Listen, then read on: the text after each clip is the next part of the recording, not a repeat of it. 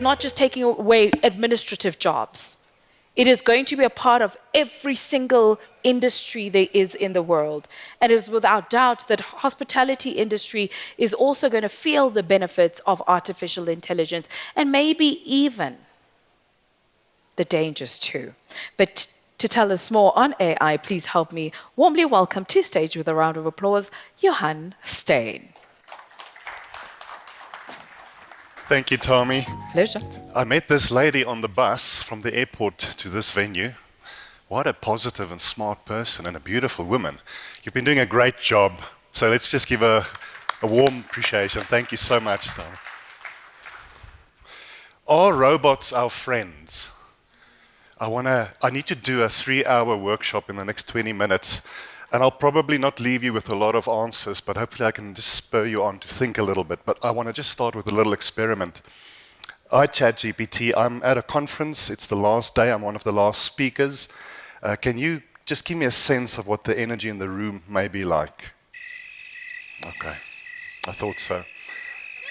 Okay, now, ChatGPT, I would like to change the energy in the room. Even though I'm not a motivational speaker, I'm not going to do a song and dance, but what could potentially be the energy in the room when I'm done? Listen a bit. It's such a great song. You all know it.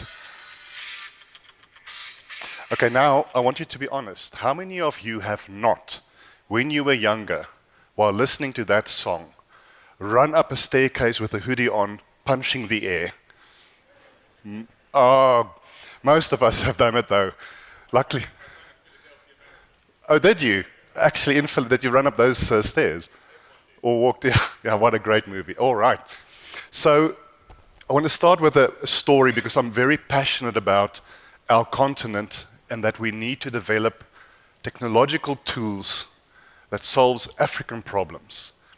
And that we as Africans need to develop those tools. Yes, we can leverage the tools from other countries, the so-called global north. You know, we have about 3,000 different languages and dialects in our continent. Our languages are hugely unrepresented in conversational AI, chatbot kind of technology. Luckily, there are a lot of initiatives, especially by local universities, to make sure that in our own local dialect we can converse with these tools. So a little story. So here's the question, are robots our friends? My son is 10. A while back, I had to help him with a school project with exactly that title, Are Robots Our Friends? So we sat down together at the laptop and we started Googling robots, AI, and the like. Now, my son is adopted. He was adopted when he was 1.5 years old. He's a brown African child, the love of my life. And he said something interesting while we were preparing for his project. Possibly something you might have never thought about before. He said, "Daddy, why do all these robots look like you and not like me?" I never thought about that before. And this comes down to the narrative in Africa that we are sharing with especially our young people, that technology and AI is a Eurocentric narrative, not an Afrocentric narrative. And that the robots look like people like me, predominantly male and Caucasian. Now, luckily, there are a lot of initiatives. The University of Cambridge that I've collaborated with are doing a great job to recreate images so that it is representative of all of us, because this technology belongs to all of us. But it really made me think, do you know that in our continent, only 2% of people who enter the data science field are females? Because of the narrative. It's a man's world. All of us as colleagues, and especially as parents, have a big job to do to make sure that we as Africans develop our own solutions with this kind of amazing technology. This is how most of my customer meetings start. We want to use AI. And then I ask a question that really confuses them. To do what? Because they've been mandated from the top, or they went to a conference, they read a book, and now they want to, and I'm just going to be a little blunt, I don't want to offend you, they want to now AI the crap out of everything in their business.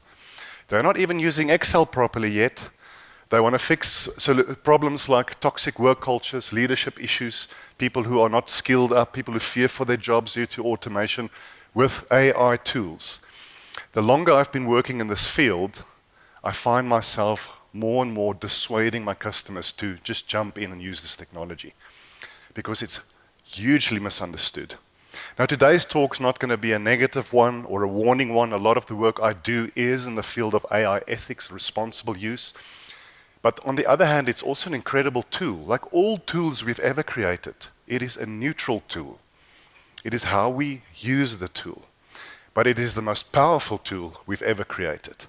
Do you know that in 3 years from now, large language models like Google's Gemini and OpenAI's ChatGPT will be about 1,000 times more powerful than it is now? We are asleep at the wheel if we think this is not going to have a massive, massive impact on us and on our futures. Can we leverage it? Absolutely. I read a quote recently, and I can't remember who said this, but he said that AI will eventually kill us all, but in the meanwhile, there's a hell of a lot of money to be made. All right. And especially in this industry, the use cases, and one of my last slides, I will very briefly show a few use cases. Now, that is a long conversation, and I want to invite you on the app, on LinkedIn, on my website, reach out to me.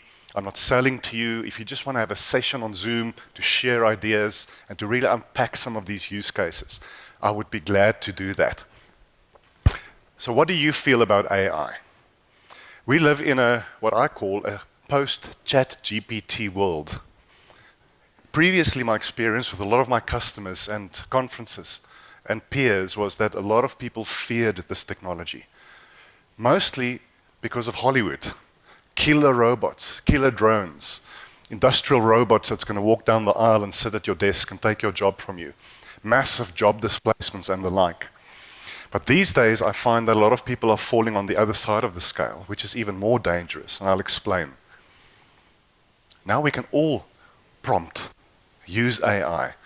Now many of us consider ourselves as AI experts. It's the best thing since sliced bread, and it can fix all of our problems.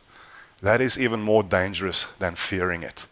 And I want to encourage you, if there's one thing you get out of my short talk today, do not negate your common sense and your business experience when you jump into this kind of technology. Because you cannot AI common sense. And you can also not AI stupidity. Think carefully. What's that saying of I have a hammer, everything looks like a nail? Don't start with AI and go look for problems. Find those business problems, and maybe AI is your solution. Perhaps technology is not even your solution. Perhaps the people in your reception area just need you to bring the printer closer to where they sit, because they have to walk there all the time. That's not an AI solution, that's a common sense solution. But we can use this technology, and ultimately the judges of whether we're doing it right are our customers. All right, and I'm going to step on some toes today. This is one of my favorite quotes by Schopenhauer. Talent hits a target that no one else can hit. But it's not the end of the quote, and I'll show you now.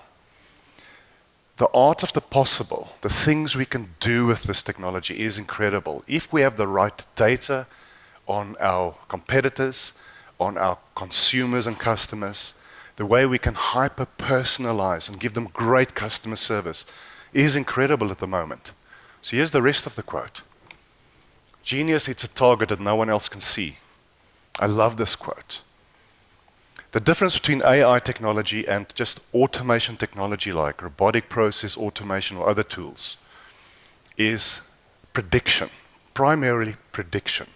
Not just to look at past data on a dashboard, as valuable as that is. But what if you can predict customer behavior? What if you can generate novelty? What if there is a need in your customer base that your customers don't even realize they will buy if you can offer it to them? But we are getting it so wrong. All of the clients I work with. How many of you enjoy conversing with a chatbot? Okay, a few of you. How many of you, like me, would like to tear your hair out almost every time you speak with a chatbot? Like the other day, I asked my bank because I ordered a new card, but I couldn't remember at which branch I wanted it delivered. I was on my mobile phone app. I'm signed in. They know exactly who I am. Security checks were done. Where will my card be delivered? The answer is, here's a link to all our branches in your area. You're not answering my question. It is unacceptable to give me poor service in a day of such digital power. I hate chatbots because they suck. And if you have a chatbot in your business and you don't use it yourself, you're in trouble, and I'm going to touch on that. Netflix is one of the best examples of hyper-personalization. I'm sure we all use it. Did you notice that every time you log on to Netflix, the pictures, they call it the landing cards of the series or the movies you watch, change? They have about 300 different landing cards per title. And they use behavioral science, which is something I also want you to take from this talk. If you can take digital predictive technologies with human behavioral science together, you can do amazing things for your customers. Netflix knows that in the mornings, I typically like action movies. In the evenings, romantic comedies. They also know I typically click on a landing card with a red background. Now, in real time, dynamically, every time I log on, because their job is to keep me on this platform as long as possible, they dynamically in real time change those landing cards according to my consumer behavior. Imagine you can do that for your clients. Imagine on your mobile app. So for instance, on banking mobile apps, what do you typically do on the 25th of the month? To see if you've been paid. All right, so why must I look at a menu of 40 items? Just give me 3 or 4 items on the menu that I probably will be looking for. So we can use this technology to offer incredible customer service. But there's a few principles I want to share with you today. Who are your customers? I'm sitting in a lot of meetings with clients where they will say, yeah, our customers like this, research show that customers blah, blah, blah, etc. And then I ask them, when last did you actually speak with these people you're talking about? When last did you speak to your customers? I'm not talking about surveys. You know, when you have a call with your bank or with other service providers, at the end there's normally a survey, rate our quality. I immediately put the phone down because even if I rate them as worst as possible because the service was bad, no one ever phones me. I don't even know if they use that data. So unless you, if you're a banker, unless you go and stand in the branch on a Saturday, in the queue, and you listen to what clients are saying, you will have no clue. Because in our big corporates, there are these layers between the execs and the people actually doing the work. And you know what I call those layers? And another blunt term? Bullshit filters. At the top, you never hear what's really happening unless you are a consumer of your own product. I don't know if you've ever watched this TV series, Undercover Boss. I love it. It's where they take a CEO, they will disguise him or her to actually go and work on the factory floor, in the fields, among the people working for them. And every time these execs realize amazing things, what's wrong in their business, but also what can be better from speaking with the normal people. There are ideas in the heads and hearts of some of your lowest level staff who will never have the opportunity to share that. And you can't approach them as the boss. If you have an executive boardroom, for instance, where you have lunch every day with your executive team, I encourage you, go down to the cafeteria, stand in the queue, listen to what your staff are saying. Pick up cues because those filters will filter out what is really happening in your business. If you don't know your customers, you cannot understand what quality means to them. And here is my, hang on a second. This is the toe-stepping slide as well. Now, I want to ask you, if you are a manager or an exec of a business or of an hotel or a hotel group, when last did you consume your own product? When last did you actually make an online booking yourself? Or chat to the chatbot, or call the front desk, or ordered something in the room, but not as the boss. You have to get into the hotel room, if you can, without them knowing you are the big boss, because I tell you now, that room will look spectacular if they know you're the boss. All right, so here, I'm not going to step on any toes. It is just an illustration. This is a great example of digitizing your business, a QR code. In-room dining menu, hotel next door. So what happens? You scan your phone with your phone and then you receive the menu. Do you know that this QR code doesn't work? I tried it 2 nights ago at 11:30. I was quite hungry. And again, I'm not stepping on toes. If any of you are an executive of this hotel group, when last did you scan this code yourself? And I know you're busy, but do it once a quarter. So what I did then, now I can't see what I can order. I phoned the front desk, 5.5 minutes. I said, do you have a hard copy of this menu? We'll come back to you. Phone them again. And don't tell me it's an excuse because it's 11:30. I'm a customer. You should be ready for me anytime I call you. Eventually, I had to get dressed because I was in my PJs and walk downstairs and wait even more for the flippin' menu. Consume your own products. Speak to your own chatbot. Contact your contact centers. Speak to your front desk. Because you cannot automate or AI things if you're not aware of what these people are struggling with. I want to tell you one of my favorite stories. One of the large hospital groups in South Africa asked me to help them automate the front desk of their, I think, 83 hospitals. Any front desk, any reception area, big candidate for automation. It's often very repetitive work, paper-based work, lower value work. So I walk into this boardroom with the execs, and on all the walls there were scribblies and mind maps of how they're going to automate everything. And I asked them a question. I said, have you actually spoken with these people whose jobs you want to automate? And of course, what was the answer? No, because we're 15 levels above them and we have actually no clue what they're doing. We're listening to consultants and we make a spreadsheet decision about who to get rid of due to automation. And I said to them, I'm not willing to help them.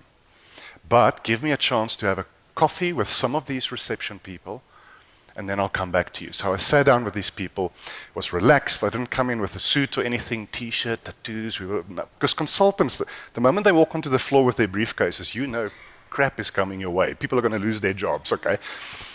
There were a lot of things that we could help them with automation. You know, the moment you have to go into one system, look for something, copy it, put it in a spreadsheet, go to another system, etc., that is very automatable. This is a silly story, but I love to tell it. Their biggest problem, this group of receptionists and administrative people, was that the printer was too far from them. And that on average, with every patient who walked into the hospital, they had to walk to the printer 3 times. So the next week I met with the execs again, and as an AI expert, do you know what was my recommendation? Bring the printer closer. Common sense. So think about this. This is a lot of my clients say this after some of my talks. They challenge their teams whenever they look at a new platform, a new product, a new AI.